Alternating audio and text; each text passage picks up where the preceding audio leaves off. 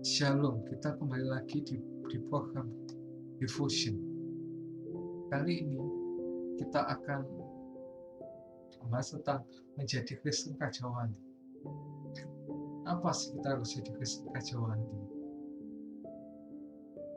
Yang pertama, Kajawali itu terbang bersama komunitasnya. Jadi kita tuh harus punya komunitas. Bukan berarti ini tentang komunitas gereja ya. Paling enggak kita punya gereja beribadah secara tetap lah. Makanya di Ibrani 10 ayat 25 itu berkata, janganlah kita menjauhkan diri dari pertemuan-pertemuan ibadah kita, seperti yang dibiasakan oleh beberapa orang. Tetapi marilah kita saling menasihati, dan semakin giat melakukannya menjelang hari Tuhan yang mendekat. Terus yang kedua itu bayi Kajawali. Kajawali itu bayi rohani, yaitu bayi rohani itu gampang ngambek, gampang tersinggung. Kalau ada firman Tuhan keras, gak mau ke gereja, dia mau firmannya berkat aja, tapi gak mau tentang firman tentang pengakuan dosa, tentang Injil. Dia gak maunya tentang berkat, terobosan dan sebagainya, tentang mujizat apalagi. Korintus 3 ayat 1-2 berkata, dan aku saudara-saudara pada waktu itu tidak dapat berbicara dengan kamu seperti dengan manusia rohani, tapi hanya dengan manusia duniawi yang belum dewasa dalam Kristus. Susulah yang kuberikan padamu bukanlah makanan keras, sebab kamu belum dapat menerimanya, dan sekarang pun belum dapat menerimanya. Terus jadi Kristen Kajawali dari bayi rohani itu dilatih terbang bersama induknya. Inilah kekristenan yang sejati, ya. Ini tuh pasti ada ujian ini dari Tuhan. Kok pencobaan itu pasti dari iblis. Maka itu 1 Korintus 10 ayat 13 itu berkata, pencobaan yang kamu alami adalah pencobaan yang biasa, yang tidak melebihi kekuatan manusia, sebab Allah setia, dan karena itu Ia tidak akan membiarkan kamu dicobai melampaui kekuatanmu. Pada waktu kamu dicobai, Ia akan memberikan kepadamu jalan keluar, sehingga kamu dapat menanggungnya. Ini aplikasi praktisnya dalam keluarga, itu kebersamaan dalam mendidik anak. Maka itu mendidik anak itu gak bisa salah satu ibu aja. Selalu di Indonesia kan ibu, bapak gak pernah disebut. Tapi sebenarnya apa? Bapak sama ibu itu harus benar-benar bersinergi dalam mendidik anak. Terus yang selanjutnya, di atas bersih, di bawah kotor atau terikat dengan dunia. Kita nggak boleh terikat pada dunia ya. Kita harus terikat pada Kristus saja. Di 1 Korintus 6 ayat 16-17.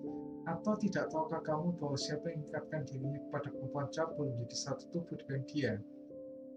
Sebab demikianlah kata nas, keduanya akan menjadi satu daging. Tapi siapa yang mengikatkan dirinya pada Tuhan menjadi satu roh dengan dia. Yang selanjutnya kita belajar tentang musuh Kajawali, yaitu burung gagak.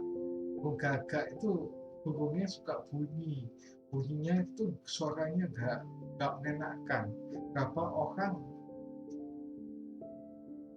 bilang itu ada yang meninggal dunia kalau ada yang burung gagak itu sudah berbunyi. Maka itu burung gagak itu dilambangkan sebagai burung yang sebagai orang yang banyak omong, atau lebih suka menghakimi, seperti orang Farisi dan pemungut cukai, dan juga 3 sahabat Ayub itu yang suka memfitnah kita karena hidup kudus. Ciri-ciri burung gagak itu ada di Matius 23 ayat 2-5a. Ahli-ahli Taurat dan orang Farisi telah menduduki kursi Musa. Sebab itu turutilah dan lakukanlah segala sesuatu yang mereka ajarkan padamu, Tapi janganlah kamu turuti perbuatan mereka, karena mereka mengajarkannya, tapi mereka tidak melakukannya. Mereka mengingat beban terlalu berat, lalu meletakkannya di atas seluruh orang, tetapi mereka sendiri tidak mau menyentuhnya. Semua pekerjaan mereka lakukan hanya supaya dilihat orang.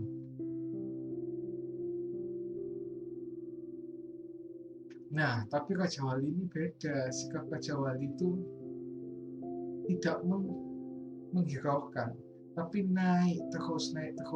Walaupun ada badai, dia naik terus. Kalau orangnya tetap berada di dalam hadirat Tuhan. Ingat, karena musuh tidak tahan di dalam hadirat Tuhan.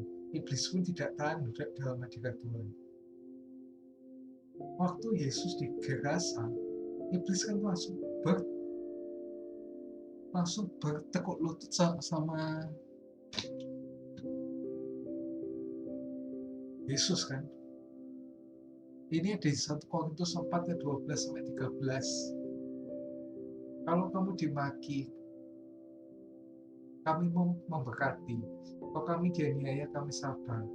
Kalau kami difitnah, kami tetap menjawab dengan rahmat.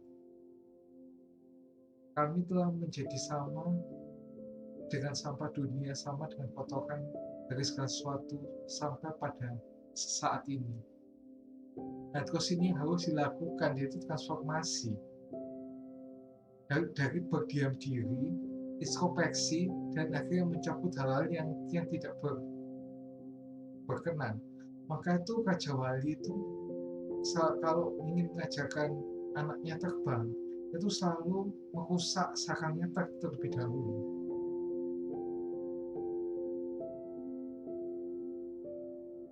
Ini ada perlambangan dari bagian-bagian tubuh yang ada di Raja Wali. Yang utama paru. Mulut itu nggak bisa memuji, menyembah, atau memuliakan Tuhan, itu nggak bisa. Cakar, ketajaman, atau kepekaan. Bulu lebat itu apa? Hidup menurut daging. Dan teman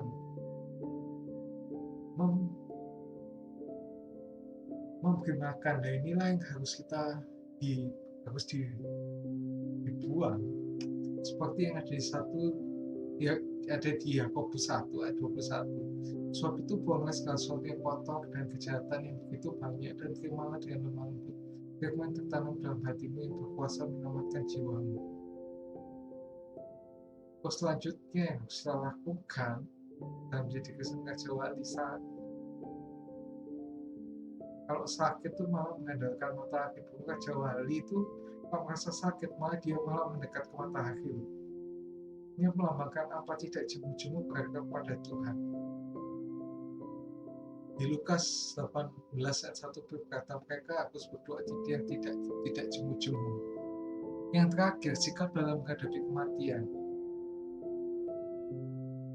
Kalau Raja Wali mau mati, biasanya tubuhnya itu dipeluk oleh sayapnya dan menghadap matahari. Di Korintus 2 ayat 1-10, dari kematian yang begitu ngeri, ia telah menyelamatkan kami, dan kepadanya kami takut pengharapan kami bahwa ia akan menyelamatkan kami lagi. Berbahagialah orang yang mendengar firman Tuhan, merenungkannya, bahkan melakukannya dalam kehidupan sehari-hari. Ia seperti orang yang membangun rumah di atas batu.